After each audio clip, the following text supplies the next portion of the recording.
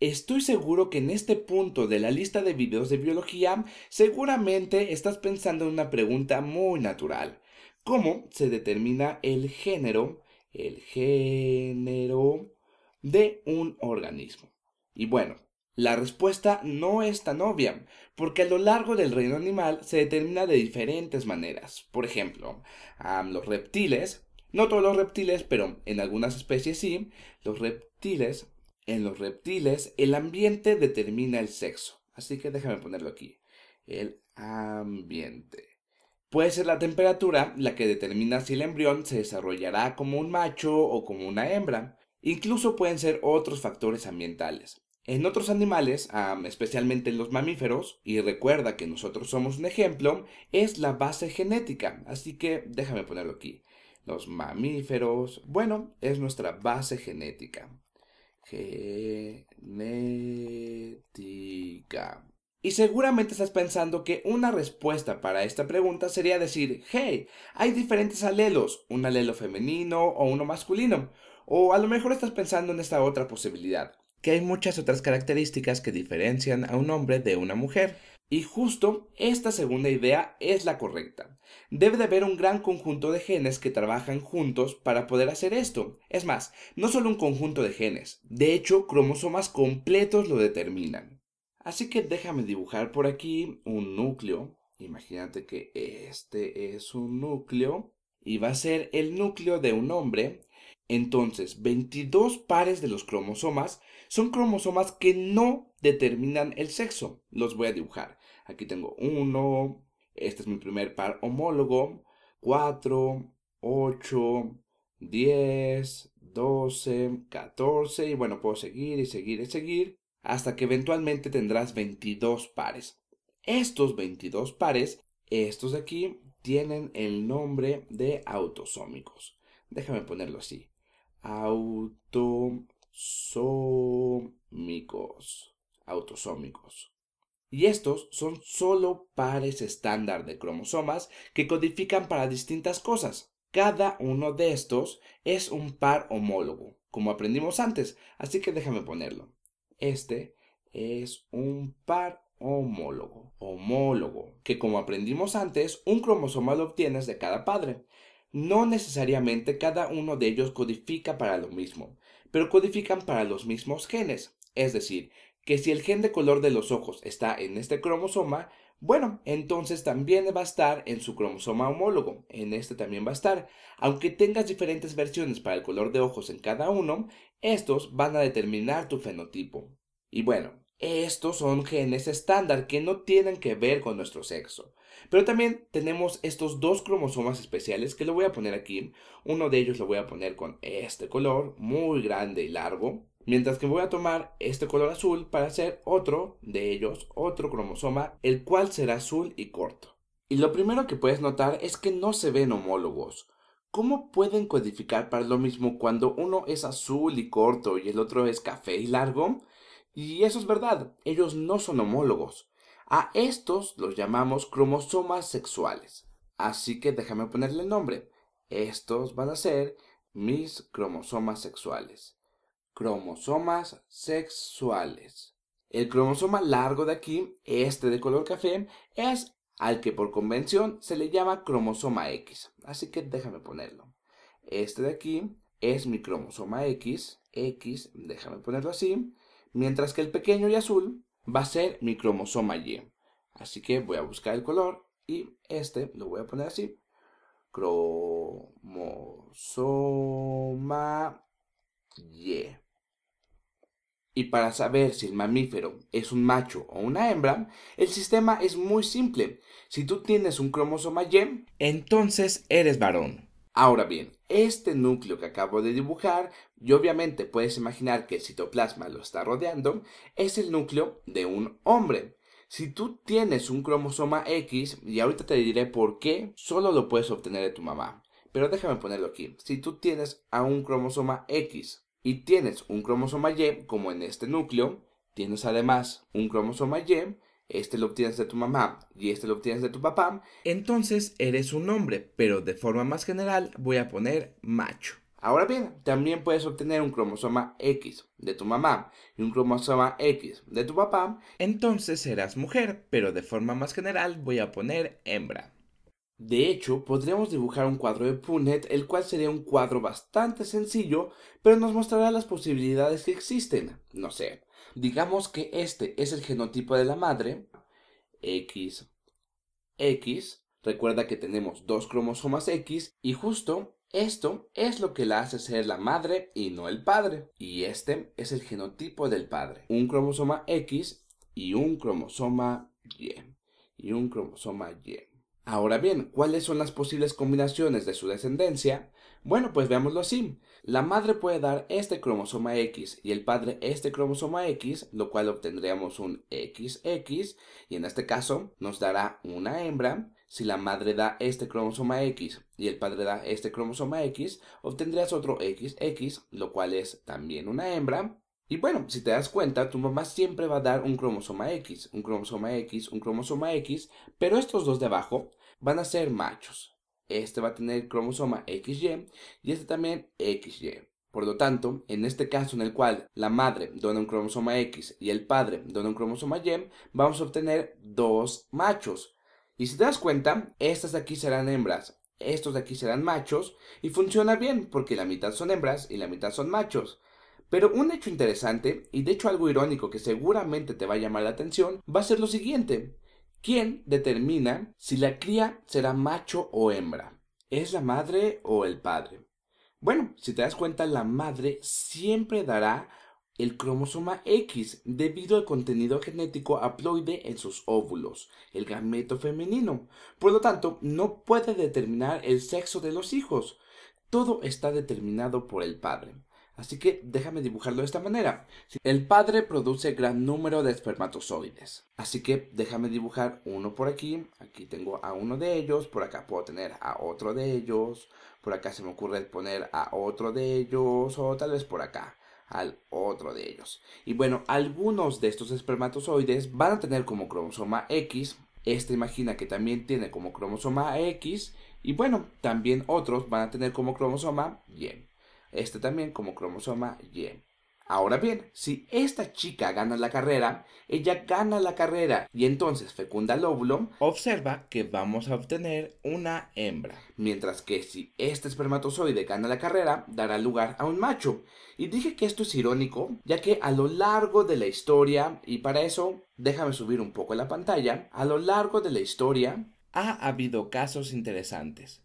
Por ejemplo, creo que el más famoso es el siguiente. Enrique VIII estaba obsesionado por tener un hijo varón que llevara el apellido de la familia. Y seguramente esto lo has escuchado porque pasa con bastantes hombres. En general, nuestras civilizaciones han estado dominadas por hombres y muchos de ellos se obsesionan con la idea de tener un hijo varón. Y bueno, en el caso de Enrique VIII, lo que buscaba era alguien que se hiciera cargo de su país. Estos hombres tienden a desilusionarse y culpar a sus esposas de tener solamente hijas, pero todo es culpa de los hombres. Enrique VIII, y su caso más famoso fue con Ana Bolena, no soy experto en historia, pero su caso es bastante sabido. Él se molestó con ella porque no le daba un hijo varón y buscó una razón para que la decapitaran, a pesar de que todo esto era su culpa. Era su culpa. Y seguramente él producía muchos más espermatozoides que se veían como este o como este, que espermatozoides que se vieran como este. En fin, eventualmente tuvo un hijo varón, heredero, y si suponemos que fue su hijo, bueno, seguramente produjo algunos de estos yes también. Pero la mayor parte de la culpa era de Enrique VIII, y fue por eso que dije que era bastante irónico. Muchas veces las personas que culpan son las culpables de la falta de un hijo varón. Ahora bien, una pregunta que puede surgirte inmediatamente sería, hey Sal, ¿todo este cromosoma está relacionado solo con nuestras características sexuales o hay otras cosas en ellos? Y para explicarte eso, imagínate que estos son los cromosomas. Este de aquí es mi cromosoma X Y por aquí voy a hacer a mi cromosoma Y. Este de aquí va a ser mi cromosoma Y. Este cromosoma X es famoso por tener el menor número de genes. Este de aquí tiene aproximadamente alrededor de 1500 genes. Es decir, codifica para muchas cosas, mientras que este de aquí, este pequeño cromosoma Y, tiene aproximadamente 78 genes. 78 genes, muy pocos. Y en su mayoría, estos genes sirven para determinar el sexo. Y bueno, la manera en que lo hacen es por medio de un gen llamado el gen SRY. El gen SRY, supongamos que está aquí, es el gen que participa en el desarrollo de los testículos. Déjame escribirlo. SRY es el gen que participa en el desarrollo de los testículos. De los testículos. Es decir, las gónadas masculinas. Entonces, este gen empezará a codificar para cosas que eventualmente llevarán al desarrollo de los testículos y si no lo tienes, bueno, eso no pasará y se desarrollará una hembra. Es decir, que existen también genes que codifican para otras características. Por ejemplo, los casos más famosos son los relacionados con algunas enfermedades específicas. Ahora, para darte unos ejemplos, déjame bajar un poco la pantalla y vamos a hablar acerca de algunos ejemplos en mutaciones. Así que voy a poner aquí mutaciones y bueno, vamos a hablar por ejemplo de la mutación que causa el daltonismo, la cual es una mutación que causa una ceguera al color verde. Y bueno, también podemos hablar acerca de la hemofilia, lo voy a poner con este color. Hemofilia, la cual es una enfermedad donde la sangre no coagula adecuadamente. De hecho, existen varios tipos de hemofilia, pero vamos a hablar de ese tipo de hemofilia. Estos dos ejemplos son mutaciones en el cromosoma X y son mutaciones recesivas. Déjame ponerlo así. Mutación en el cromosoma X recesiva.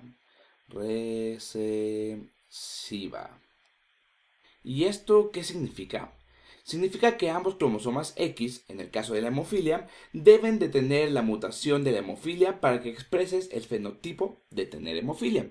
Por ejemplo, si tenemos a una mujer que tiene un cromosoma X normal y otro cromosoma X, y lo voy a poner con este superíndice H de hemofilia, bueno, como este no tiene ambos cromosomas X con el caso de la hemofilia, entonces tendremos que ella solo será una portadora. Su fenotipo será no expresar la hemofilia.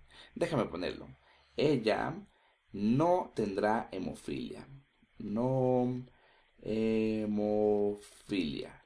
En cambio, si tenemos a otra persona, a otra mujer que tiene el par de cromosomas X y los dos cromosomas expresan el superíndice H, eso quiere decir que los dos cromosomas tienen la mutación recesiva y eso quiere decir que esta mujer sí va a expresar en su fenotipo hemofilia.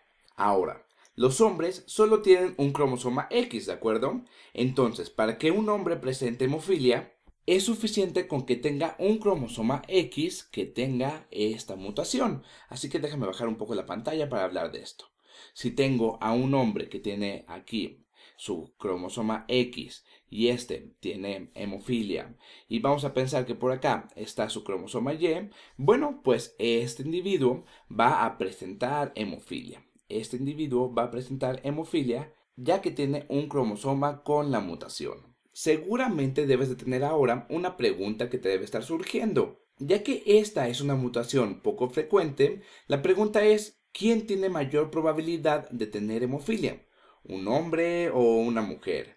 Bueno, si es un alelo con baja frecuencia y para que una mujer lo exprese debe tener 2 copias de él, bueno, vamos a ver cuál es la frecuencia. Y busqué antes de hacer este video que la frecuencia para los hombres dice que 1 de cada 5.000 a 10.000 hombres tiene hemofilia. Así que digamos que la frecuencia alélica de tener hemofilia es 1 entre 7.000. Y bueno, esta es la frecuencia alélica, déjame ponerlo. La frecuencia de tener un cromosoma XH. un cromosoma XH. Ahora bien, esta frecuencia significa que existe una probabilidad de 1 entre 7000 de que el cromosoma X que obtuvieron tenga esta versión con hemofilia. No importa el cromosoma Y, porque esencialmente no cuantifica en la coagulación de la sangre ni para otras cosas que llevan a tener hemofilia. Ahora, para que una mujer tenga hemofilia, ¿qué tiene que pasar? Observa que ella debe de tener 2 cromosomas X con esta mutación. Y bueno, la probabilidad de que cada uno tenga esta mutación es de 1 entre 7000. Entonces, ¿qué me quedaría? Este de aquí tendrá una probabilidad de 1 entre 7000. Y este de aquí pues tiene la misma probabilidad. 1 entre 7000. Entonces, la probabilidad de que una mujer tenga hemofilia es 1 entre 7000 por 1 entre 7000, lo cual me va a dar a 1 entre 49 millones. 49 millones. Como puedes imaginar, la incidencia de hemofilia en mujeres es mucho menor que la incidencia de hemofilia en hombres. Y en general, para cualquier característica ligada al sexo, si es recesiva, es decir, significa que un hombre que la tenga la expresará porque no tiene otro cromosoma X que lo domine, y para que una mujer lo presente, debe tener ambos cromosomas con la mutación. Entonces, si hablamos de esta característica y pensamos en la incidencia en hombres y la incidencia en mujeres, y para eso déjame bajar un poco más esta pantalla. Así que si digo que H, déjame ponerlo con este color, H es la incidencia en los hombres, déjame ponerlo así, incidencia en los hombres. Y voy a poner M como la incidencia en las mujeres. Bueno, pues date cuenta de lo siguiente. Recuerda que a este lo puedes ver como la frecuencia alélica de que esta mutación esté en el cromosoma X, como lo vimos aquí, por lo que las mujeres deben tener 2 copias de este para expresar esta mutación. Entonces, la frecuencia alélica de las mujeres es, bueno, pues H elevado al cuadrado, ¿no es así? Y puedes decir, hey, este número se ve muy grande, lo estoy elevando al cuadrado, pero tienes que recordar que esta frecuencia siempre va a ser menor que 1. H siempre va a ser menor que 1, por lo tanto, este número empieza a parecer más pequeño. En este caso, la frecuencia alélica de poseer la hemofilia era 1 entre 7000, aquí teníamos 1 entre 7000, y es por eso que cuando elevé al cuadrado 1 entre 7000, resultó que M, o la incidencia en las mujeres, era de 1 entre 49 millones. De cualquier manera, espero que todo esto lo hayas encontrado bastante interesante y ahora ya sabes qué hizo que fuéramos hombres y mujeres, y mejor aún, a quién culpar cuando los padres quieren tener hijos varones y no pueden.